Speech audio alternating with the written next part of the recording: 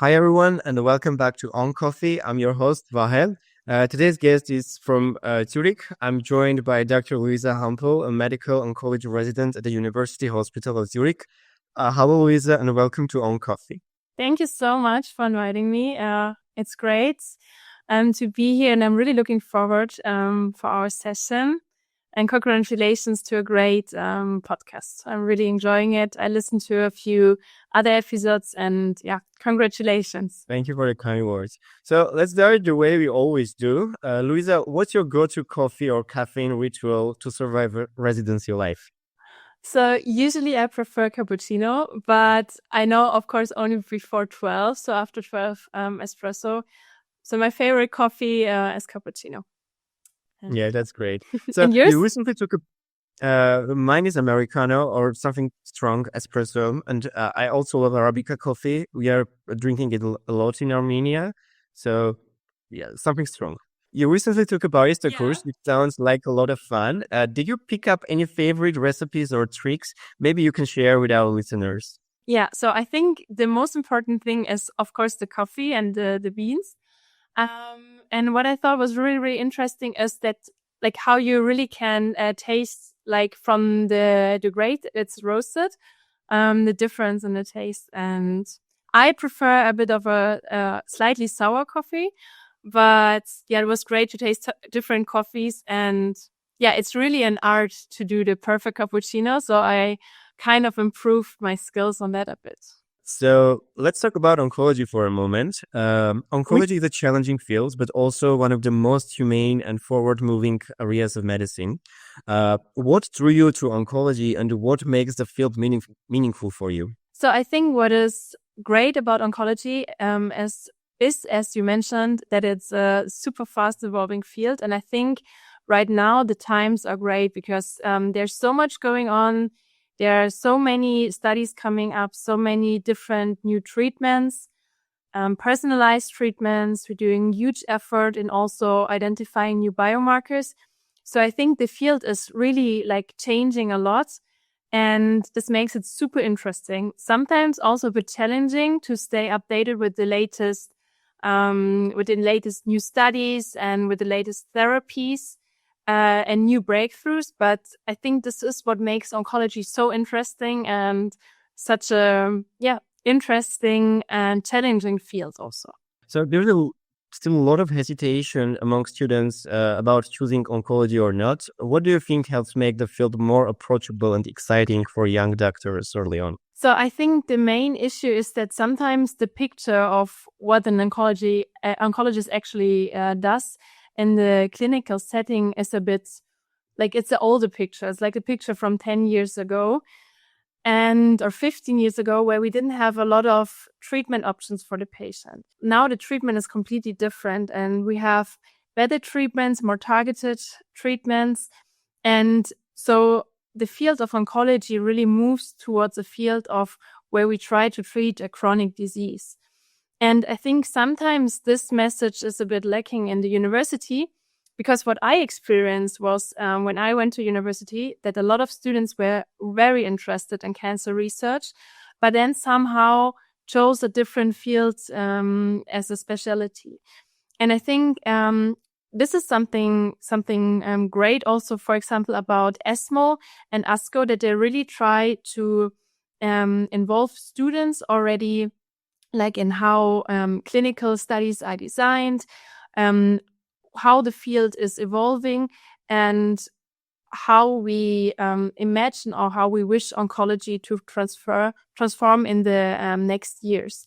So I think, I think this is something that is really like, or needs to be transferred a bit more into the universities, but there's a lot of effort already going on to do so.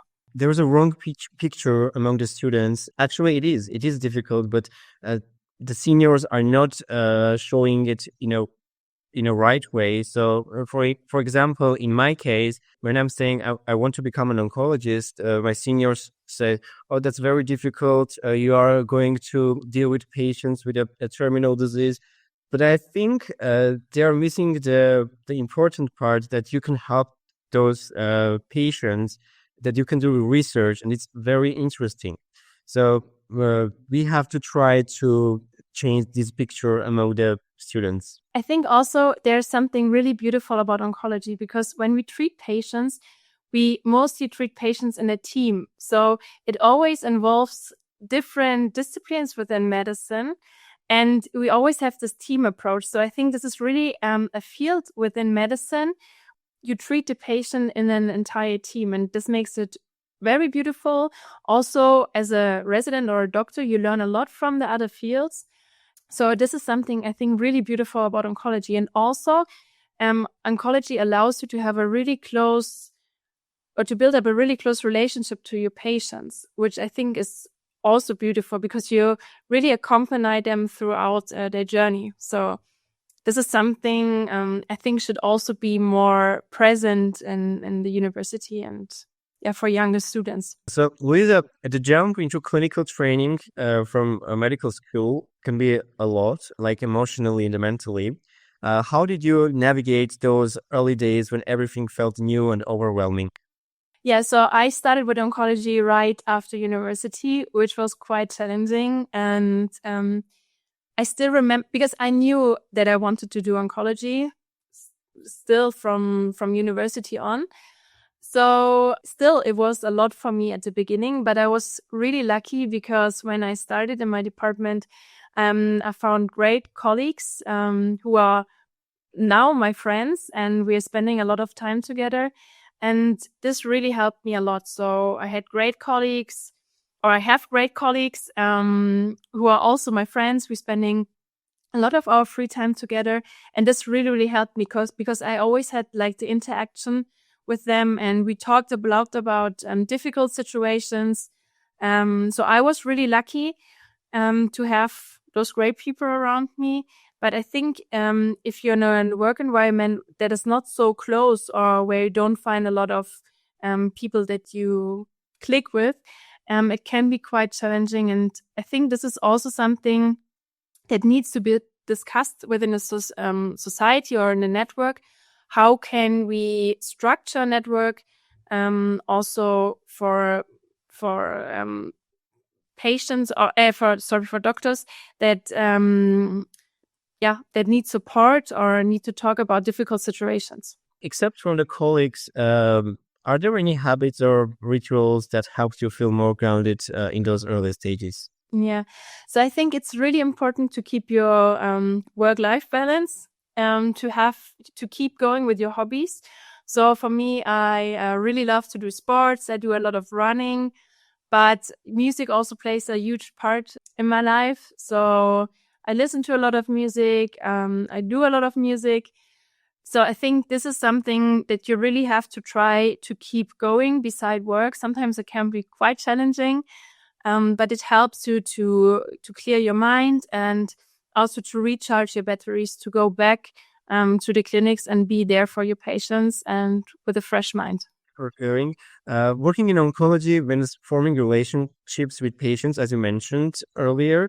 How do you personally manage the emotional closeness while maintaining resilience and perspective?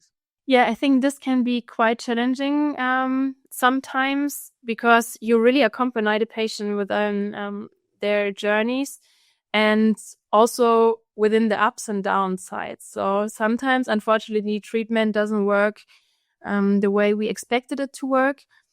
And this can lead to very difficult situations. So I think what is important to have a good supporting network, friends that you can talk to, family that is supporting you, and also mentors that can help you, that have been in similar situations, that you can talk about this. In your experience, what is missing in terms of psychological support, both for patients and for providers? I think for providers, often there is not a really good supporting system if you're not lucky enough to have it at the place you're working. So I think this really needs to be more discussed. But for example, ESMO already has a workforce on that, resilience and well-being. And Yeah, I think this is something we need to discuss within the society. So what do doctors or nurses need? What do healthcare providers need? How can we structure that? And on the other side, of course, for the patients, they need a lot of psychology support that we, unfortunately, sometimes in the clinic as the physician can't really offer because there's not enough time. So here in Switzerland, we are really lucky to have psychologists really trained in the field of oncology to support the patients. And I think also there are a lot of groups here within Switzerland, within different fields in the patient support system and network. That's very important to get support from providers because in some countries or in some hospitals, providers think that you're not a doctor or a human, you're a robot and you have to do your work without any emotional support. And that's not good. So it's really nice that in Switzerland you have the network that really helps you throughout the way. I know your clinical interests include biomarker testing and how access to testing and personalized treatment varies widely between healthcare systems.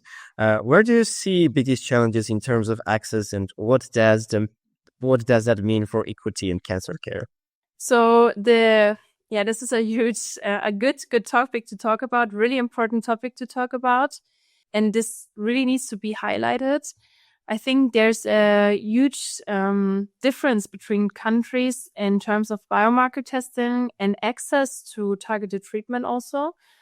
So what I really experienced last year when I went to ASCO, that there's a huge difference within the countries. And I think this should also be more discussed in like the international network, how we can enable access on one hand to the biomarker testing, but on the other hand also to the targeted therapies for example, low income countries, and how we can establish maybe a system there that is more affordable for those countries. Yeah, I think there is a huge gap in that space between high income countries like USA or European countries and lower middle income countries. Low income countries are, I think, mostly excluded from biomarker testing area. That's a huge problem. Do you think young oncologists in training can start playing a role in raising awareness or driving change in this field? I absolutely think so. I think because the times are really like changing, so it's like nowadays we're doing like moving more towards biomarker testing. So I think this is like also an important role for young oncologists to play, how we can help each other from different countries, how we can learn from each other's experiences, and how we can start a network or a support system where we can help each other and maybe find solutions that are more affordable also for low income countries. So I think this is something really important, especially for a young oncologist, that we should establish. How do you experience it, and like how do you experience this? Yeah, I completely agree with you, and I think future is in our hands. Just we have to collaborate with each other, try to do networking, and come out with solutions. But I think we need support from our seniors and the people in the field that are doing the business, because it's not just a science, it's also a business. So we have to collaborate with them and try to do something better for the whole world, not only for high income countries, because the other countries are not totally, but almost left out from the program, and that is a huge problem. So totally agree with you. We can change something, and we have to act. Now let's switch gears a bit and talk about life beyond the clinic. You already mentioned you love to do sport. You love to do music. You're also playing a saxophone, if I'm not mistaken. Yeah, that's really cool. What kind of music do you most enjoy playing or listening to? So I really love jazz music. I'm a huge jazz fan, as I'm playing the saxophone. So yeah, that really helps me to, as I said, like to keep my work-life balance, to do some music, to go to some jam sessions. This I really enjoy. And I also like a lot classical music, but also sometimes electronic music. And so yeah, there's a mixture of different styles of music that I enjoy, and I also listen to a lot of podcasts for music. So, for example, there's a great podcast from Adam Menes. It's called "You Hear It," and it's great. It's talking a lot about jazz, a lot about funk music. So I can highly recommend it if you're into music. I don't know, are you into music? Do you like music? Yeah, I'm into music. I also love jazz, but not like I'm a fan. But I really enjoy, and I have favorite singers like Frank Sinatra, Etta James, Nina Simone. I don't know if they are jazz or blues. They're too close to each other, and I can't tell the difference between these two of them. But I really enjoy them. But Nice. I Or this think my favorite genre is rock, and I have favorite groups like Pink Floyd, System of a Down. I also enjoy Rammstein. It's really hard, but I'm having a headache after listening too much of them. But I really enjoy them. that So, is great. Luisa, talking about the music, yeah, Eurovision Song Contest took place in Switzerland. Do you watch it or not? Honestly, like I watched like a few minutes because it was I'm in Zurich, it was in Basel. But yeah, it was like kind of an public viewing. So I watched a few minutes. I was just passing by.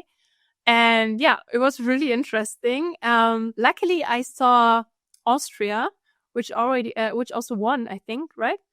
Yeah. So yeah, that was great. Also, I lived 6 years. I studied in Austria. lived there for 6 years.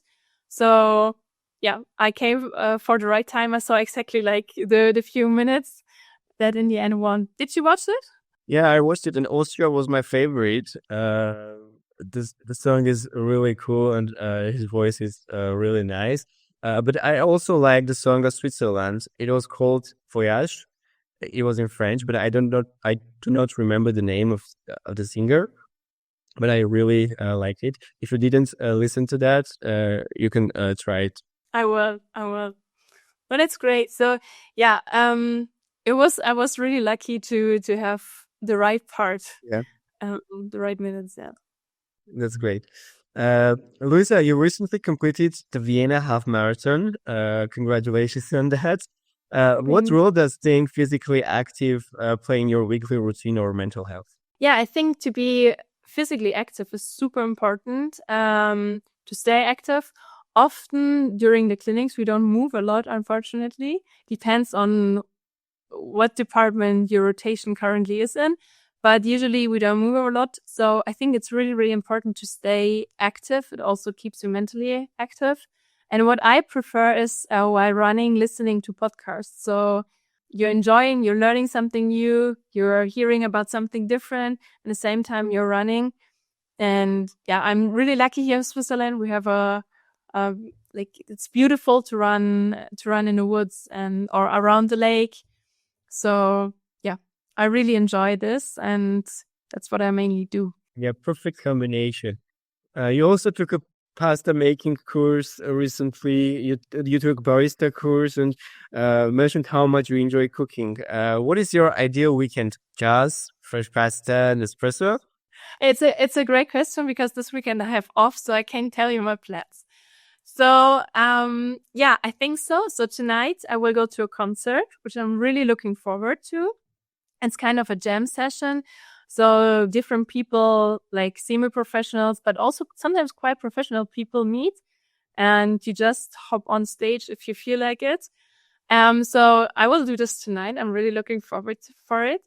And yeah, besides that, I really love cooking, as you mentioned. So I like cooking, especially in the evening, like nice dinners or having a barbecue, inviting friends and share dinners with friends. This I really like. I will do this tomorrow. And besides that, I really love running in the morning. So this is my plan for tomorrow, like go for a run around the lake and then in the evening meet my friends. And in between, just, let's see, I hope the weather will be fine. So maybe enjoy some sun. Sounds perfect. I wish you happy weekends. And honestly, I think you've mastered the art of living well, which is something we don't talk about in medicine. There is not enough talks for this topic. Yeah, I I'm even really happy that you found that balance in your life. Yeah, me too. What do you like to do? Do you also like to run or do you prefer reading? I, I'm, I'm, I wouldn't say I love to run, but I think I need to run. I'm running, but not that much. I really enjoy my weekends, staying in my room, laying on my bed, and reading a book or watching a film or TV series. And now I'm watching Dark. It's a TV series by Netflix. I don't know if you heard about it. It's an interesting story. It's a not fantasy, but science fiction, a little bit horror, and I really enjoy it. Also, I love to read, but when I'm in medical school, currently I'm studying medicine, and I almost all the time feel overwhelmed from the medical books. And when I'm trying to read something different, like I don't know, literature, I I really can't because I'm getting tired after reading 1 or 2 pages. That's a problem. But I'm trying to read every day during the evening instead of scrolling in internet. And that's really helping. What do you like to read? Like what kind of books do you like? I have a different taste in book. There is no exact genre that I like. I like books that you have to think about it after reading. So currently, I am reading Camus' Falling. Mhm. It's a really difficult. I'm halfway through, but due to my classes, I didn't continue, but I will definitely. So I like books, as I mentioned, that you have to think about it the next day or a week after or a month and after. That's my type. I really enjoy Dostoevsky, and I love Russian literature. It's really great, and I think the Russian literature is the greatest literature in the world. I really recommend it. I recommend Dostoevsky and Bulgakov. Do you know Bulgakov? Yeah, I know them. Yeah. Actually, he was a doctor, Mhm. and he has also a book that's called Notes of Young Doctor. That is really interesting, and I really recommend it. But my favorite from Bulgakov is Master and Margarita. I really enjoy that. It's a great book. I also read it like I think 2 summers ago. And yeah, it's a great story. It's a Yeah, great it's a book. masterpiece. Luisa, you also love to travel, and could you please share about any recent trips or places you are planning to explore next? So my last trip was to Morocco, which was super interesting. It was during December. I spent 1 week there and I traveled from Casablanca to Morocco, from Casablanca to Marrakesh and Essaouira in Inswen.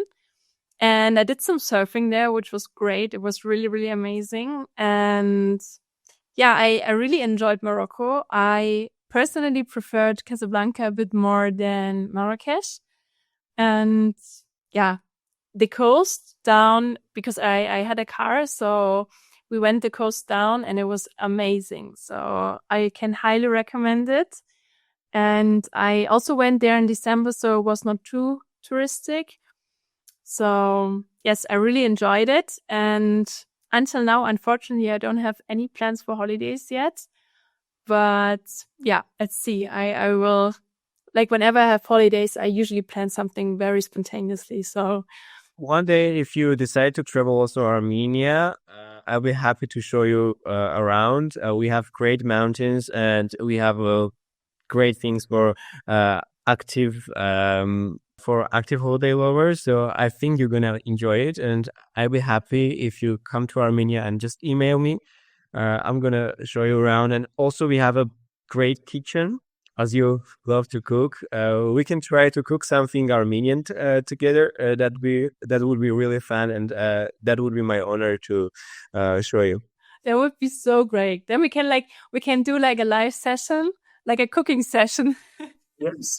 It would be great. No, thank you very much. I really appreciate it. And honestly, I would love to, because I've never been and I'm really, really interested. And yeah, I would love to. So I'm waiting for your email. Yeah. Thank you. Thank you very much. Louisa, you have created a career that combines science, emotional insight, and a full life outside of work. What advice would you offer to medical students or new residents who just starting out and maybe feeling a bit lost or overwhelmed? So what I would recommend is, like, first of all, what I would tell everyone, you're gonna make it through. At the beginning, it's very overwhelming, but during by time you will understand more, and you will also get used to, because I think in oncology we're using slightly a bit of a different language. You will get used to this. And I would recommend to look for someone who's like in a bit of a different stage, who can mentor you and accompany you throughout your journey. And try to stay super curious, ask as many questions as possible. And yeah, just stay motivated and try to find someone who can guide you and who's also inspiring you. And yeah, this I would recommend to my younger colleagues. Thank you for your advices. Louisa, thank you so much for joining me today. This conversation has been honest, thoughtful, and refreshing. And I know a lot of people will relate to your story. I really enjoyed talking with you. And Thank you. before we wrap up, where can people follow your work or connect with you if they'd like to stay in touch with you? So they can either follow me on X or just send an email. Unfortunately, I don't have any other social media. Or yeah, I think just send me an email. I'd be happy to talk to new people, make new connections. And unfortunately, this year I can't join the ASCO, but I will be at ESMO. And yeah, I'm really looking forward if people are reaching out. And thank you very much for having me. I really enjoyed it. Likewise, thank you too. And to all our listeners, whether you are walking home after a long shift, lacing up for a weekend run, or just enjoying your coffee in peace, thank you for being with us. More voices, more stories, and more perspective right here on OnCoffee. And as always, keep the coffee brewing. Auf Wiedersehen. Ciao.